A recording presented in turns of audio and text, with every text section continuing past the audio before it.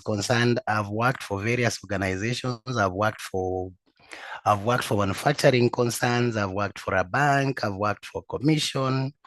But my last job before I went to Mumias, I was with Kenya Tourism Board. We used to market Kenya as a tourism destination. In terms of HR qualifications, if you go to LinkedIn, my LinkedIn profile, you see what I qualify in as an HR practitioner. But more importantly, I would like to mention that sometime in 2021, I got certified as an ISO 3414 auditor by an organization called HCM Metrics in the UK. Of course, Milka mentioned that I've been in and out of the practice. I've been within Kenya, and sometimes I go and do my practice in the US with some partners I have in California and in Dallas. So without further ado, with the permission of Milka, I should say I'm really pleased to be here today, and I'm happy to share with you the ISO 3414 2018. But before I go into my presentation, I'd like to mention to Milka and the rest of the team that I prepared some presentation on risk, overall risk in terms of HR risks. If we have time, I would rush through that because it's just 7 slides before I proceed to ISO 3414. I don't know what Milka can say about that. Permission granted. Thank you. Permission granted. So let me share my slide.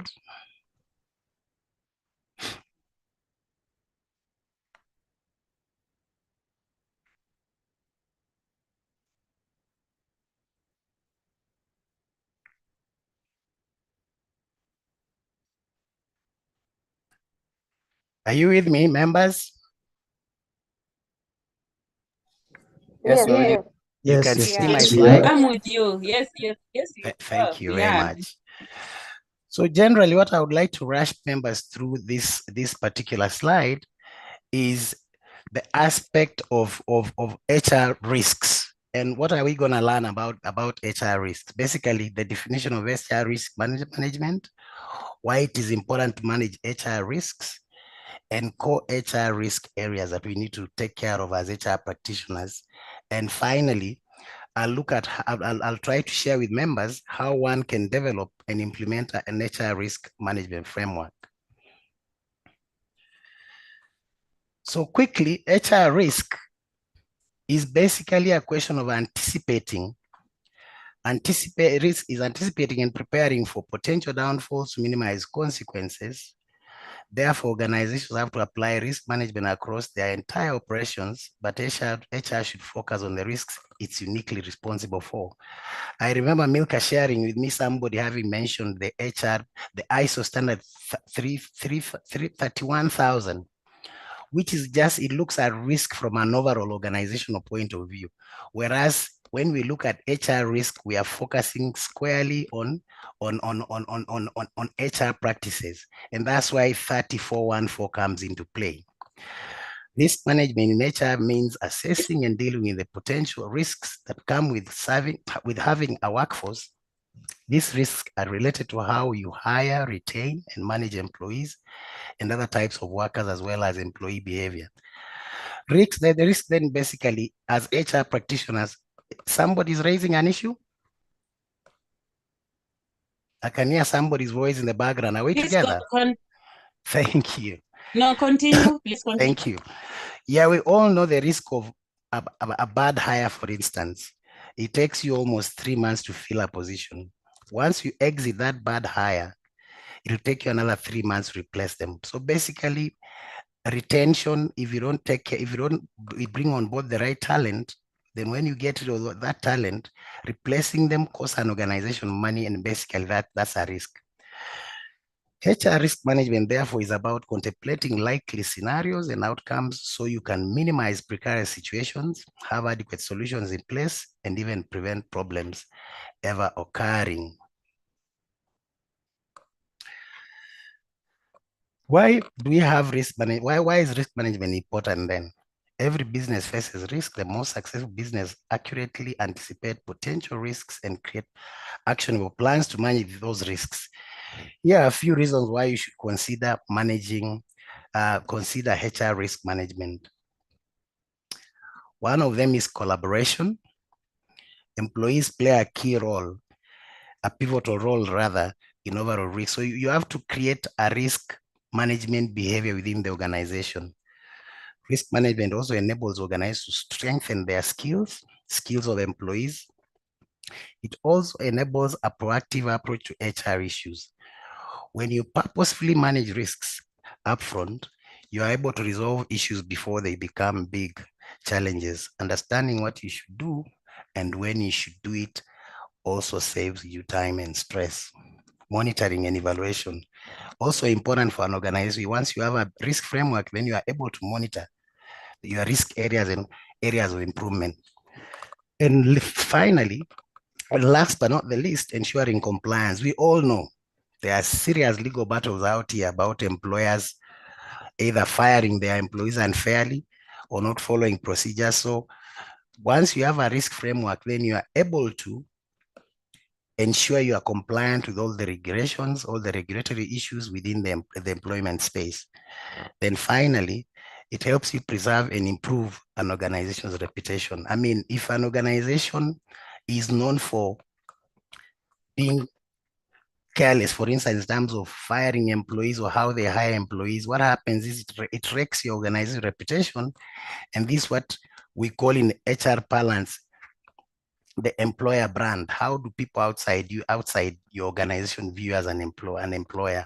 How do your customers view you? And that once your reputation is messed up, your customer base might be eroded. Then you lose your profits if you're in a profit situation. What are the key risk areas within HR then? First of all, poor alignment of HR strategy and activities with business strategy could be a risk. Shortage of critical skills is also a risk area. Succession planning and leadership pipelines. Most organizations, I can give specific examples. There are several organizations we see a CEO has been there forever. That right there is a time bomb, because when that CEO leaves, he leaves the entire organization memory because there's no succession plan in place. Then ineffective selection processes resulting in poor hiring. Poor hiring is a risk area. Then inability to compete for critical talent. I mean, you'd probably be paying low salaries as compared to your competition. That definitely is a risk area. We usually mitigate that by conducting salary surveys, doing job evaluations, so that we know how we are performing within the market, with our peers. Then also loss of critical knowledge through attrition. Of course, people come to an organization and leave. We usually say failure to retain talent could be positive and negative. Positive in the sense that we are recruiting the best. Negative is when you don't lose people who are incompetent. That's also a risk. Then excessive risk taking could also be a risk. We're all aware of globalization, offshoring. People are doing business process outsourcing. How do we perceive that as organizations in whatever areas that we are operating and mitigate that as a risk?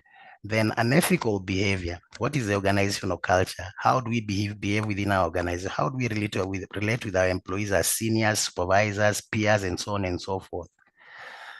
Then compliance, regulatory issues like I mentioned before. Low employee engagement, inadequate or declining productivity could be a risk. Behaviors and practices that undermine diversity and inclusion.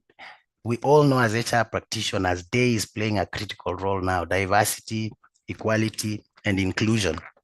How do we deal with that as employers and as HR practitioners? Employee wellness, issues to do with OSHA. Then excessive labor costs could be a risk, where you have engaged so many people, but then if you are called upon to account for what they do, you cannot be able to account for what they do. What does that mean? Organizational culture could also be a risk. Now, how do you then craft a risk management framework as an HR practitioner? I got this model from AHIR, which I know most of you are aware of. First of all, you need to identify key risk areas within your organization, assess the risks and prioritize your actions.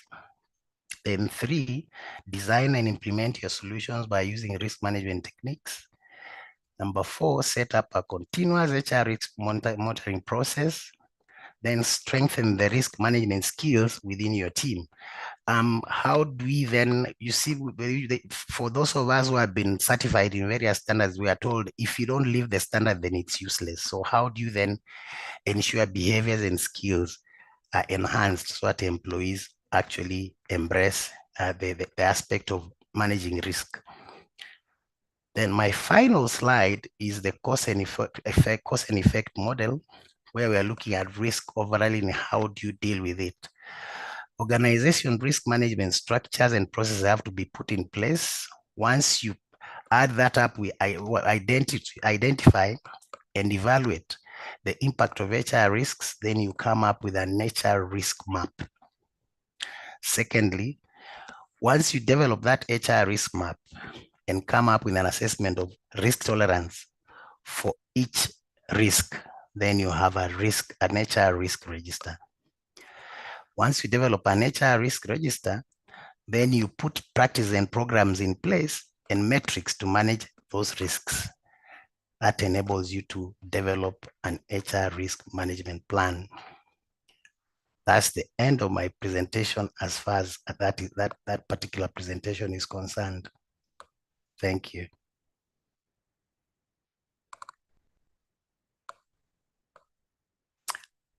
Milka, can I proceed? Are there any questions from members? Yes, please proceed. We'll have questions at the end of the session. So kindly continue. Thank you very much.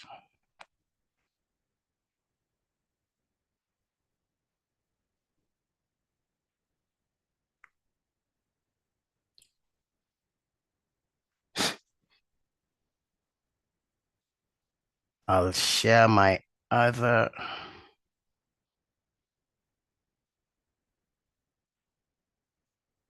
presentation.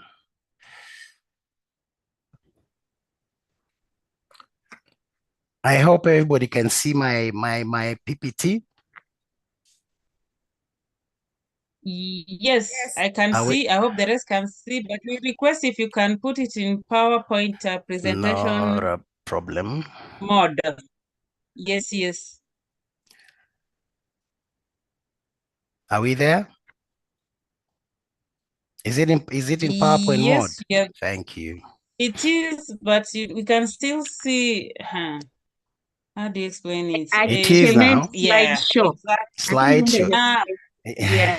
It is yes, now. slideshow. Thank you. That's it's there. We are there now. Yeah. So I Thank know Milka had mentioned in our introductory remarks about ISO 3414 and how it's such a strange standard to most of us within the HR practice. I would say it's not only in Kenya, it's the world over. The level of awareness is still very low, although the technical committee 260 is working on it to create the necessary awareness for this standard. So ISO 3414 Human Resource Management Guidelines for internal and external reporting, it's external human capital reporting, is actually a standard specifically for managing human resource management for any organization, be it an NGO, be it a manufacturing concern, be it an SME, any type of organization. This standard is applicable to that particular organization. So how did we come into this? Is a slide for my partner. If you don't mind, I'll jump it. But human capital has always been emphasized as the most important asset in an organization. But how do we measure that importance? When you look at the perfect example is the intangible assets, which is market value. We can always measure that. But when it comes to people, we have been unable to measure that. It became imperative then that there must be a statistical relationship between human capital and corporate performance. And that's when members of the technical committee 260 started working on this standard called the Human the ISO 314-2018. But there are various measurement standards that exist within HR, and I think some of them might sound strange. Until I got certified, I didn't know these standards existed. There's ISO for cost per hire. There's ISO TS 3411 for quality of hire metrics. There's ISO 3410 impact of hire metrics. There's ISO TS 24179 2020, HRM, occupational health and safety metrics. Then there are administrative standards like the HRM vocabulary, 3400 2016, which is just HRM vocabulary. And then there are those for process standards. There's ISO TS 304048 2016 for HRM guidelines on governance. There's a standard for workforce planning. There's a standard for sustainable employability management for organizations. Then there is a standard for knowledge management systems. Then we have what we are discussing today, HRM guidelines for internal and external human capital reporting.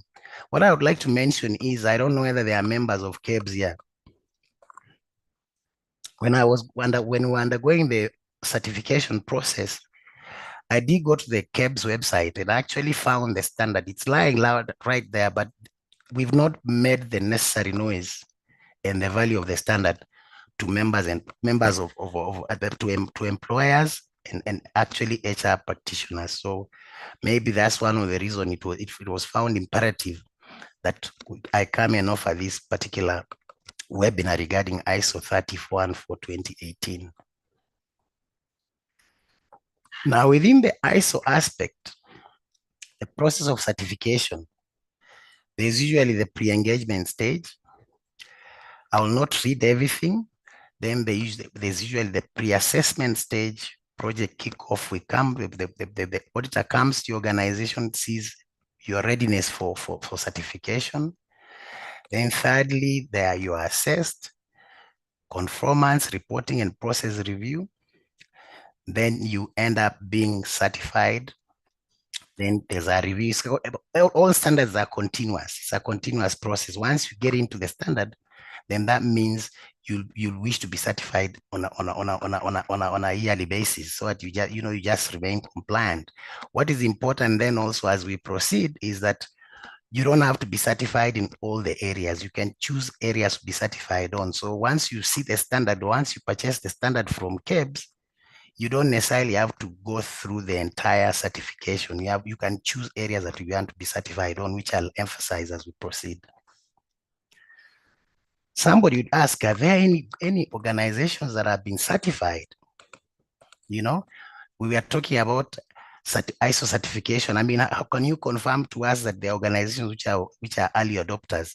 And I'm happy to inform you that Allianz, the insurance firm based in Germany, has been certified.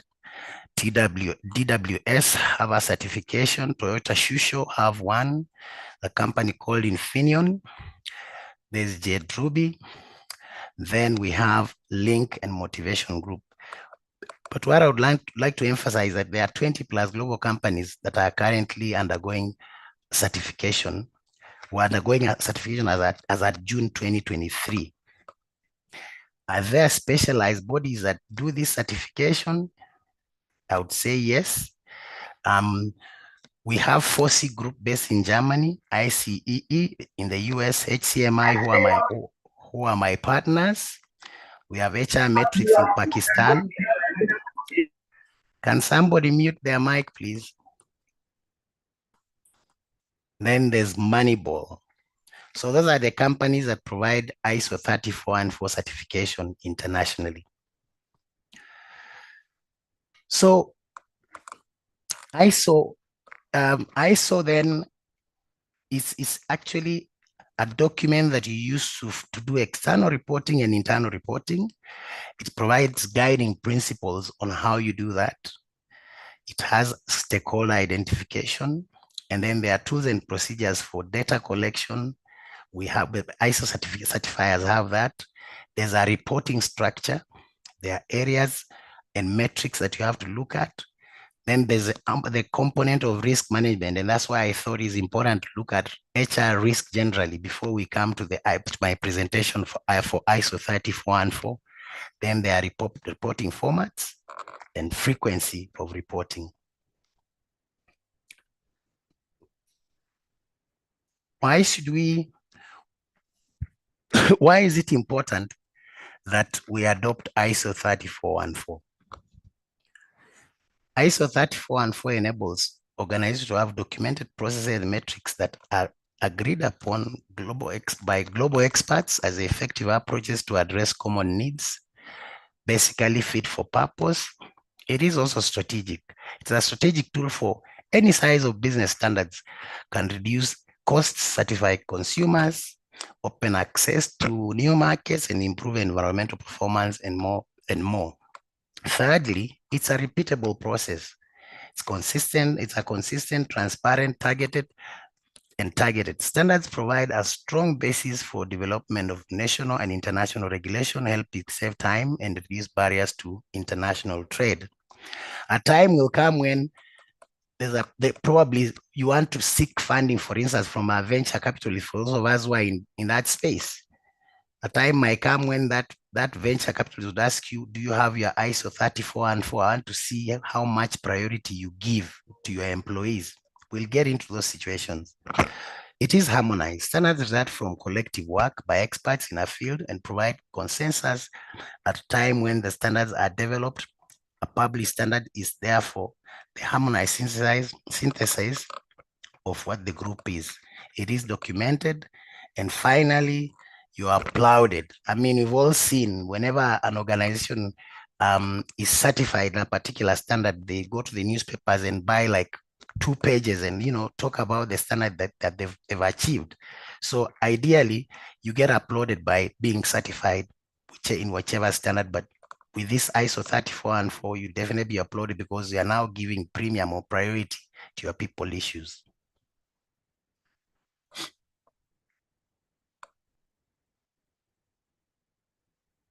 So what is inside that standard? The standard basically, like I mentioned before, you have to report to internal stakeholders, which could be in this case the board. We are looking at, you need to receive information about human capital risks and opportunities, human capital increase, decrease, human capital return, HR performance, leadership performance, strategic fit, conduct of behavior, and so on and so forth. Then there's human capital reporting, compliance, costs, diversity, leadership, organizational culture, organizational health, safety and well-being, productivity, recruitment, mobility and turnover, skills and capabilities, succession planning, and workforce availability. What do you report to the external stakeholders? Human capital risks and opportunities, human capital decrease, increase, HR performance, human capital sustainability, specific skills and knowledge, working conditions, violations regarding codes of conduct, and so on and so forth. Now, the standard basically helps us as practitioners and as employers establish a standard that is acceptable globally. It's a representation of human resource interrelationships, proofs of the added value of human capital in an organization. It enables you to control, make more data-based decisions on employee issues. I mean, all of us have been hearing about human capital analytics. How do you use analytics? Because there are a lot of analytics that feed into the process of being certified. How do you use analytics to confirm to the organization that the decisions you are making, you're not just making them out of gut feeling, but you are making those decisions based on data? It enables you optimize and target control of employee-oriented processes. Okay. What is in the standard and what we look at? We look at compliance and ethics, which has 5 metrics. I know that's a question members may raise. We look at costs when we are certifying you. There are actually 58 metrics. Costs has about 6 metrics. Diversity is another area we look at. Leadership is so key. Leadership trust, span of control, leadership development, and so on and so forth. Organizational culture is another metric we look at. Organizing health, safety, and well-being is another metric that ISO 30414 looks at. Then productivity, then recruitment, mobility, and turnover. Skills and capability. How are you training your people? Ensuring that you have the right people having the right skills at the right place doing the right jobs. Then succession planning is also key. Then finally, we have workforce availability, which has two metrics: number of employees, full-time equivalents, FTE, contingent workforce, independent contractors, temporary workers. That's what is contained in the standard. Now, what are the benefits of having this standard? First of all, is the question of compliance. We ensure that we comply with whichever laws, regulatory laws that govern us in any country for as employees. Then capital market value. It gives us capital market value. As an organization, once you have this ISO standard, you'll be trusted and you'll be believed to be a very transparent employer. It enables us to manage risk. Then it enables us improve productivity within the organization. Finally, it gives us competitive advantage. Once you have an ISO, then we definitely, organizations and even employers would like to work with an employee who values his people and actually enhances your employer brand, if you like. Then it's also cross-organizational. This standard focuses on the cross-organizational measurements of the cumulative knowledge, skills, and abilities of an organization's people, bringing together multiple functions such as legal, communications, IT, HR, investor relations, and so on and so forth. Those are the benefits. The roadmap for being certified is so clear. And like I mentioned before, we have the pre-assessment period where we do gap analysis to determine current state. Then we train the stakeholders, training on the main standards for finance, legal, HR, IT, the entire organization from a department to department basis. Then preparation for certification. Then we do an external report. Then we recertify you. I'll jump that slide. So what do organizations, and let not appear that, you know, I'm on a marketing session. I'm just simply saying what we do with as Human Capital Management Institute and People Age Consulting. We do diagnostic assessments, we do professional training for ISO. We also do organizational certification, and we have technology solutions insofar as that is concerned. What is the core content of ISO 30414? Is an application guideline that provides internal and external stakeholders information on various areas of human capital on an annual basis. And like you can see there, the recipients are identified, what is in the report is identified, the reporting cycle times, and risk management, presentation of the human capital opportunities and risk per area, which could otherwise be neglected in traditional staff and reporting. Okay, somebody would ask, what are these 58 metrics? I may have brushed you through. Human capital area, compliance and ethics has 5 metrics. Costs has 7 metrics. Diversity has 5 metrics. Leadership has 3 metrics. Organizational culture has 2 metrics. Organizational health and safety and well-being has 4 metrics. Productivity has 3 metrics. Interesting recruitment, mobility, and turnover has 16. Skills and capabilities has 5. Succession planning has 5. Workforce availability has 5.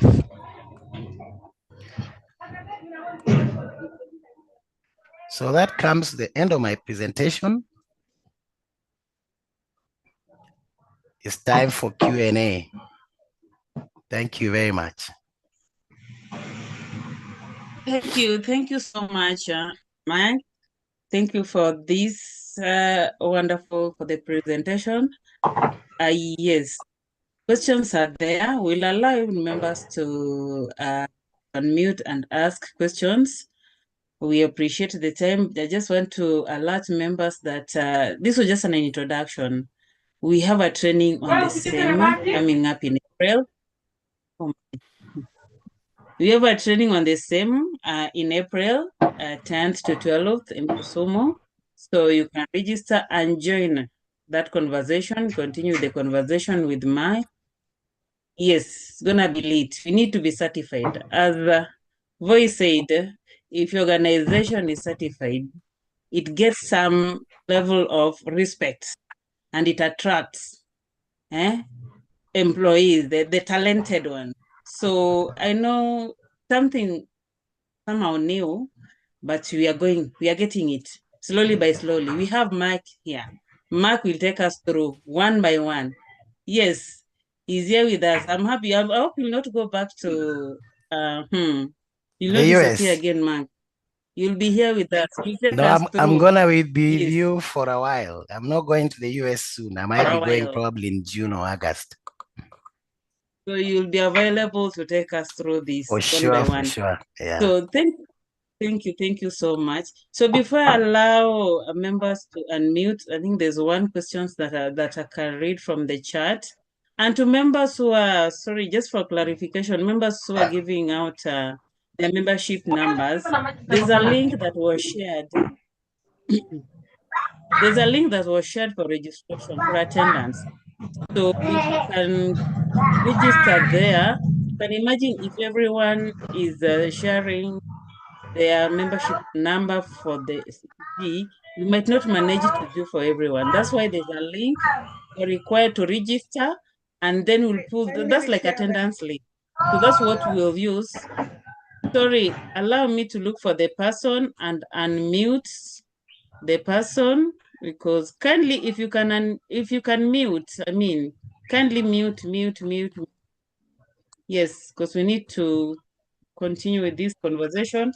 So there is Pam who asked a question, but I'll allow her if she can unmute and ask. You know, there's something, if you ask us as a person, it comes out so well. So Pam, if you're in a position to unmute and ask the questions that you indicated on the chat box, I'll appreciate. If you're not, then let me know that is not possible. You know, it depends with the environment that you are in. But if you can, then that's okay. So allow me to start with Pam. Pam, if you can, Pamela Okech, if you can, please let me know. Thank you. Pam, you can hear me?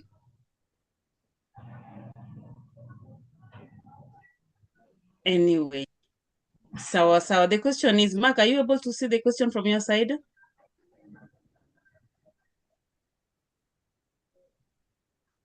I can see so many messages coming through. Muted.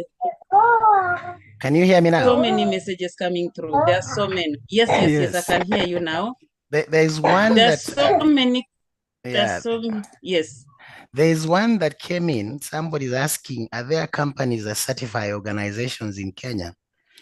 And I would like to just inform him that if he or she is interested in getting certified as a company, then come to People Age Consulting. We'll be very ready to certify you.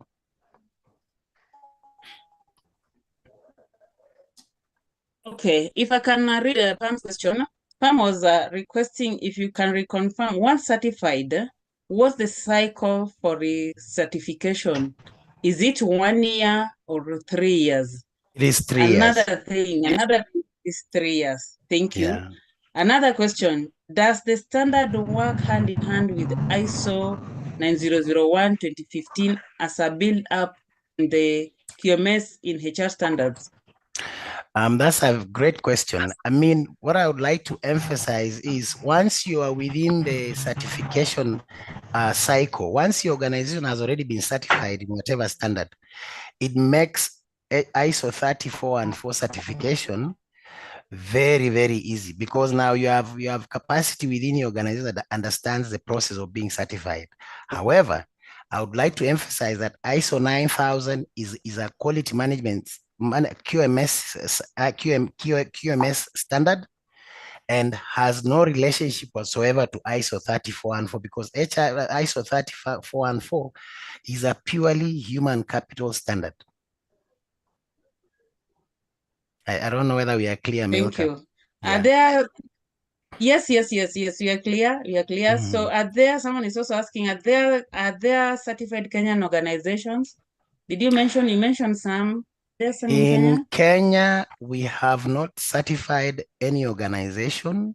We are in the process of getting into conversations with one of the airlines within the local market and looking forward to certifying them within the year. But I'd be lying to say that there's only organization which has been certified. In fact, in Africa, there's only Stanbic Bank of South Africa that has been certified. Wow. Yeah. Thank so you. it'll be good for an organization Dr. to jump onto this. Sorry. Go ahead, please. Yeah, I would encourage members to sensitize their management so that they get certification, because it gives you an edge in terms of how do you look and how do you compete within the market locally and internationally, because this standard is not for Africa alone. It's an international standard authorized by ISO in Geneva. So be early adopters if you can. For the sake of others, just asking, how long does it take for one to be certified? For an organization to be certified, it takes between 3, maximum 4 months. Okay, 3, maximum 4 months. Yeah. Members, I hope we are together. Dr. 𝐂𝐄𝐄, I can see your hand is up. Please go ahead. Yeah, thank you. Thank you very much for organizing this training, and Mark Voy for giving us such a good presentation. I think I'll begin with the last part, which is the certification part of it. He has answered partially one of the questions, the adoption of these standards amongst the Kenyan organizations. And I've learned from him that there is no Kenyan organization which has yet adopted this, except the South African one. And of course, that tells us that we have a potential to be able to work on this. Now, at this juncture, I think what I may need to ask him is, what are some of the challenges of implementing these standards within organizations, even as we plan to adopt the same? I think that can also be able to help us to prepare. And then secondly, I would like to ask a question on the first part of the presentation, which was talking about the HR risks. In Kenya, we have, of course, the Constitution, Chapter 4, which is on Bill of Rights. And the Constitution was promulgated in 2010. Before then, in 2007, we had the labor laws. And usually there seems to be sometimes a conflict between the Employment Act 2007 and some of the provisions within the Constitution. And of course, what we say is that in the event there's an issue, the Constitution is supreme. So around there, I just wanted to say that as HR people, we need to be very, very careful, even as we do, maybe as we fire staff and that kind of thing, is an area which presents a risk of some sort. So the legal risks around that area is very critical. When you go to the Act, it's very clear issues on summary dismissal. When you go to the Bill of Rights, it's just mentioned there. So sometimes I think it's an area we may need to really be very, very careful with, even as we deal with the staff. So I'm member number 1179. I work for the Central Bank of Kenya. I've been a member since 2007.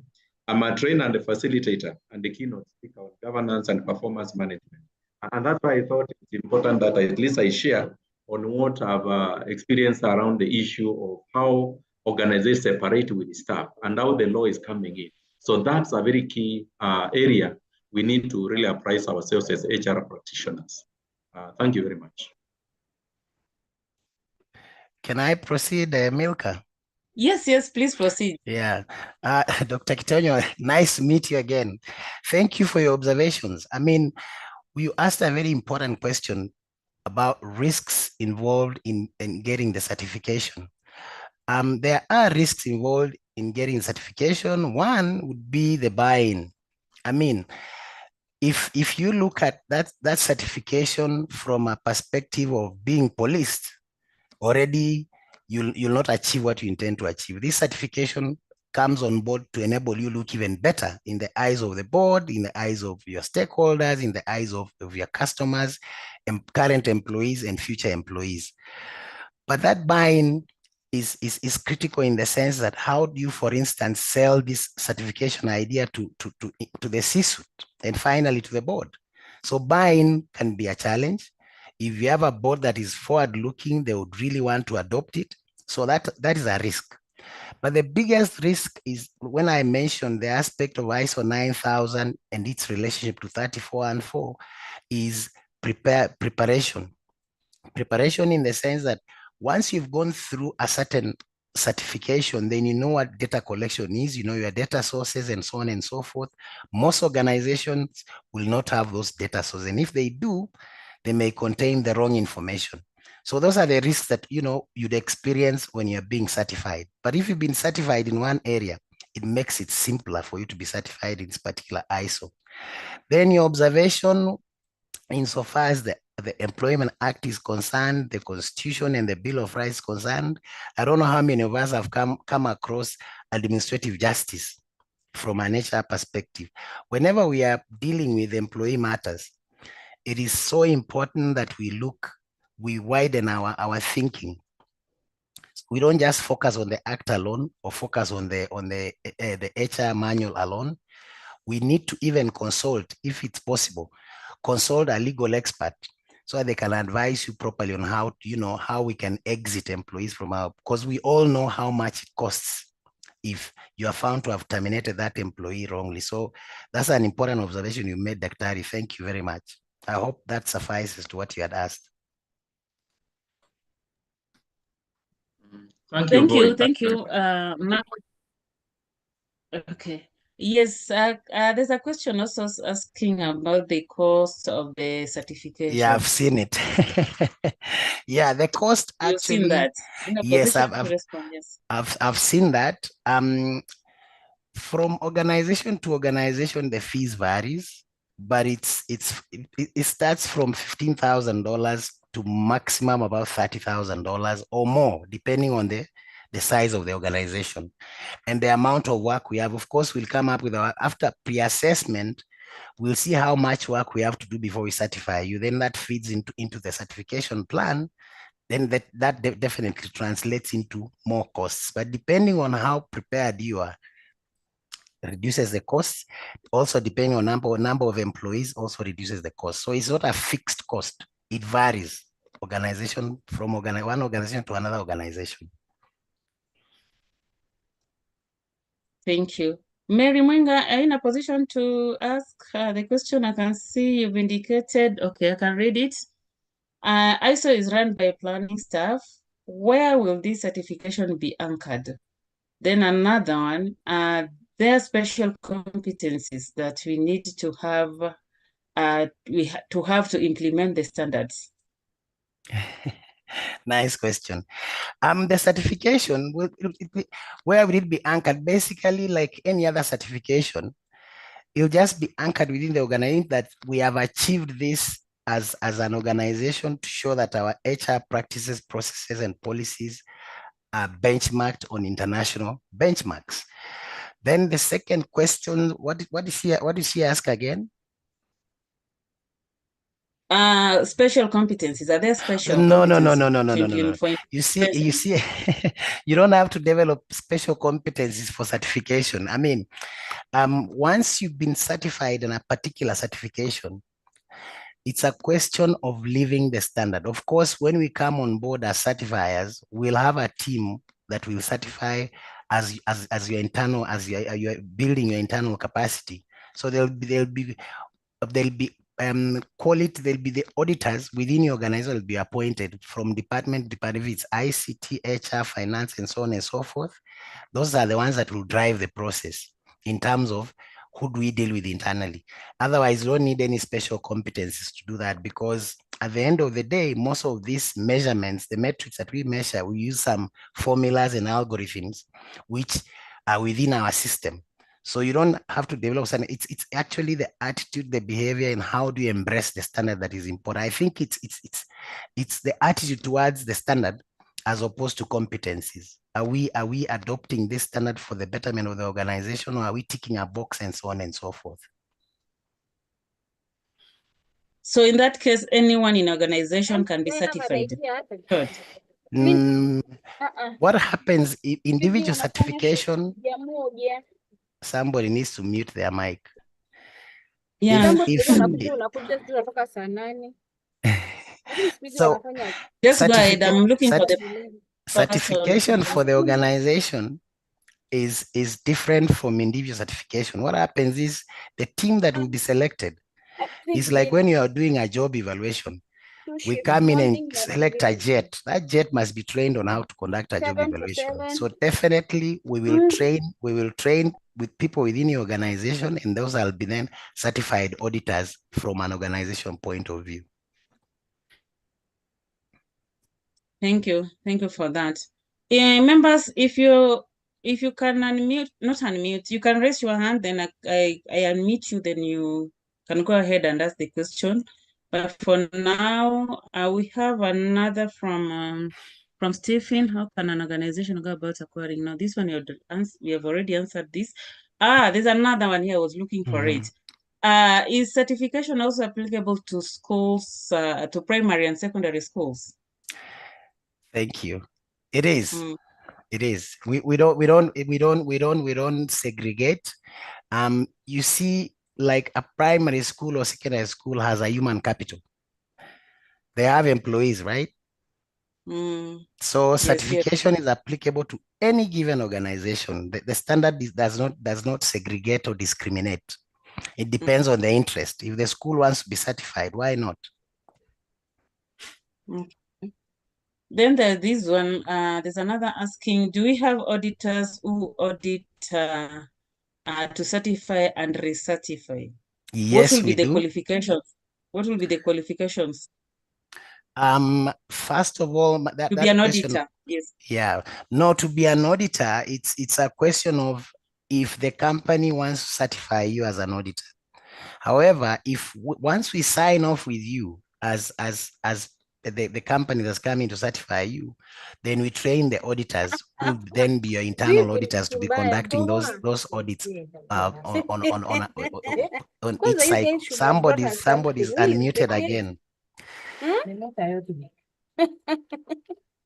I'm trying to mute the person. Yeah, Dorothy, if you can mute. Okay, go ahead.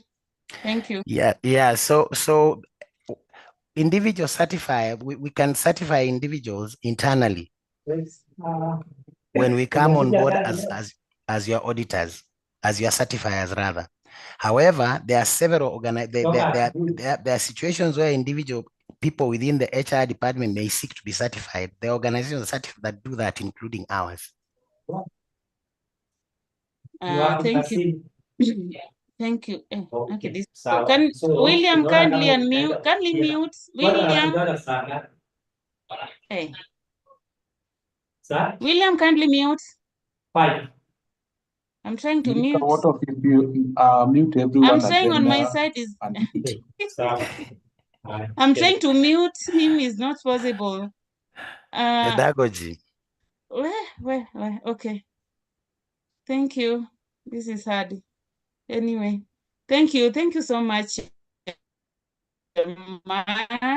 Mark, is there a minimum number of employees for an organization to pursue this? Not really. The certification. Not really. That's not really. There's no minimum number. I mean, usually it would be like probably 50 and above, but I mean, even a consultancy firm like mine who has only associates can seek to be certified because I'm looking for a situation where I'm internationally recognized. So I think numbers are not applicable as such. It's the interest. Thank you. We're actually undergoing, we're about to certify an HR consultancy firm in Mozambique. Oh. Yeah, a quick one. Do you train and certify, you as Mark? Do you train and certify? I'm not accredited by 𝐼SO Geneva to certify anybody or any organization. I only train. I'm a certifier. When I come on board with my partners in the US, then we certify you as a partnership. Thank you. George, you have a training in April, 10th to 12th in Kisumu. Kindly join us for a training and you will meet Mark there. So plan accordingly. Thank you. There's another question from Judith. And what happens for an organization that has the headquarters and regional offices? Where would you rather process this? What's the headquarters? Where would you certify? The headquarters or the region? We certify the entire organization, because if for instance, a company has branches in Burundi, has a branch in Rwanda, has a branch in Ethiopia, and so on and so forth, there must be an HR department there. Whatever is happening at head office in Nairobi here could not be replicating at the branches. So we must make sure there's that concurrence. So we don't just come to Nairobi, certify you and say, yeah, now you are certified. I mean, like Allianz is all over Africa. Allianz Germany were the first to be certified. Unfortunately, when I talk to the HR in Allianz here in Kenya, he has no clue that they have an ISO 30414. That's a good one. Yeah. That's a good one. Thank you. Thank you so much, Mark. Members, any questions? I've not seen any hands up, meaning we are good. We can end this conversation. We wait for April for the training, for the main training. This was just an introduction, actually. So we are doing well and we are happy. And I can see members are also happy. There are questions coming in now. There's somebody saying, does that apply to public entities and county governments? I saw that flash through. Okay. Can I handle that? Is it this one? Have you dealt with public service? Have you dealt with public service entities or county government? Yeah. I would say at this level, we have not dealt with any public entities. I mean, we'll be more than interested to have this ISO standard anchored in the performance contracting framework within the civil service and the county governments, and it becomes easier for us to certify them. But otherwise, we have not dealt with them. If there are members who come from those spaces within this congregation, I know they are aware and they are going to send the message. What I would say is that the necessary awareness minus the graciousness of IHRM, we would not create this awareness, because the awareness that the standard exists is not there. And that's what we are trying to build now. Thank you. Thank you, boy. Catherine, you can unmute. Catherine Omangi, how are you? Please unmute and ask the question. And a happy International Women's Day. You too, and to all the ladies in the house. Yeah. Mark, I just want to pick your mind around the topic you first introduced, the risk HR, risk metrics, and what we should look out for. You made an interesting remark or observation that CEO who has stayed for a long time is a ticking time bomb. Would you just elaborate and give your thoughts around that? Because I'm just thinking that there are two schools of thought. If I have an employee who's staying in for a long time, there's loyalty, there's continuity. Our CEO at that level sets the pace, gives a vision. I'm just a bit trying to understand your thoughts and whatever about that. Oh, you want people to stay from a HR perspective. Brilliant if we are question. doing the right thing, if you are making them thrive, they're successful, there's a lot of training, there's a lot of innovation, you want people to stay. Brilliant. That's a brilliant observation. My take on what you're asking is longevity negative or positive? If you stay in an organization for that long, are you making that organization more productive, more profitable, and therefore you stay there forever? It's a double-edged sword. Double-edged sword in the sense that some particular CEOs would not want anybody who looks like they'll succeed them being near where they are. And we've seen this in our market. you find that certain people are appointed to certain positions for purposes of succession planning, but the churn around there is too heavy. Then you ask yourself, is this particular CEO the alpha and omega of that organization? That's negative. However, if a CEO is there and they have set a vision, the organization has the right direction and so on and so forth, that makes sense and guarantees the organization's existence. If, for instance, you look at the tier 2 of an organization, if, for instance, you have people who have lived there forever, what does that tell you? One, they are very good, or two, they cannot be employed elsewhere. As HR people, we need to understand that. Do we have the right people doing the right things for organizations, or is it that we have the wrong guys who can never be poached? HR has to look at that risk as a very, very, very true and glaring risk. So succession planning is important for any organization. And that's why what we are coming up as HR practitioners is how do we encourage the board to look at talent management as one of the key deliverables at the board level? And talent management then fits in with succession planning. Minus succession planning, there is a problem. I'll give you an example of GE. When the late Jack Welch was the CEO of GE, GE was performing like there was no tomorrow. But there are those observers who say, if Jack Welch woke up today from his grave and was given GE to run it, it will not post profits the way it did. I mean, do we survive? Can we, for instance, survive in the same way during turbulent situations like our most recent one, which was COVID?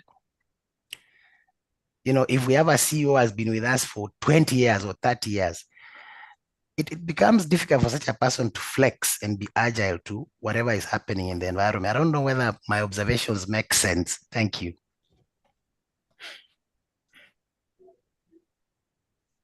Catherine, have you been answered? Thank you. Let's get certified. First, we can attend the training. Yes. Thank you so much, Catherine. Members, you had it. That was just an introduction. Mark is available to take us through one by one.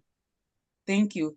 So allow us to end this conversation because today's Friday, International Women's Day. Women have started dropping off because they're planning to celebrate their day in style. So allow us to end here. Members, if you can allow us, we'll appreciate. And just to inform you that next week we might start this conversation. Our next week's free forum might start at around 10 a.m. I got a request from our speaker because they're not able to start from 3 p.m. due to unavoidable circumstances or prior commitment they had, because initially we indicated at 12:30. So they requested that we start at 10 a.m. So be ready for 10 a.m. tomorrow. Thank you so much, Mr. Boy, for the presentation. This was well done. And please don't disappear. I will not. And let me thank you and also thank the participants. I mean, the attendance was brilliant. To get over 99 people participating is such a positive thing. And thank you, everyone. Nice to meet you and looking forward to seeing you in Kisumu.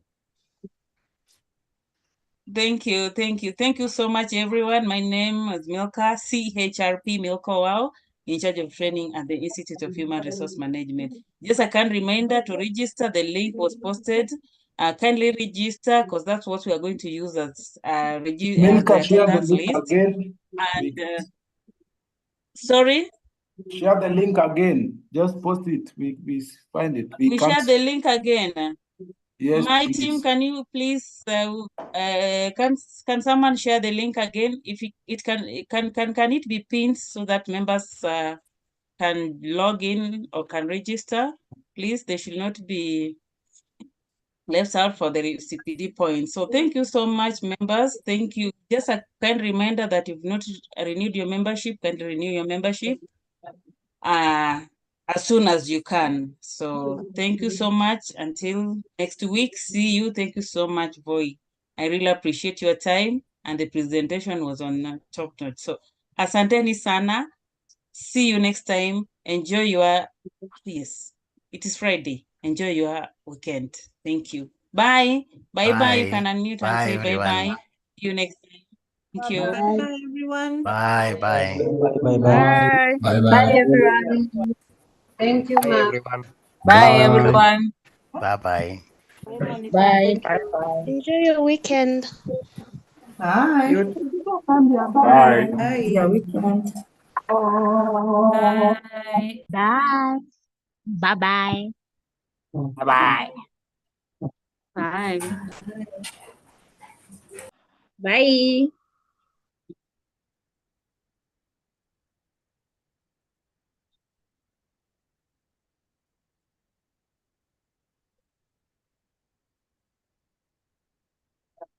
Ilikuwa mzuri, si ndio?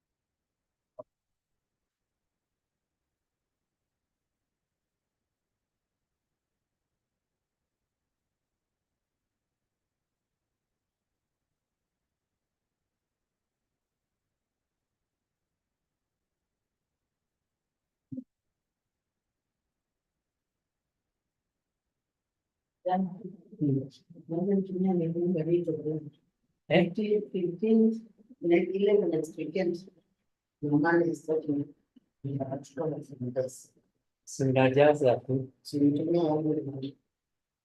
balance hiyo, hata ukipatia mabenge bila kuangalia, because now hiyo nilikuwa na plan next week. Yes, I am away tomorrow. Next week nataka nipatie watu ili wapange holiday vile wapange. So now ameenda niko leave one day ago, alikuwa hapa. So ni mambo ya hii meno. So we can deal with that one. Sio kibaya. Haya.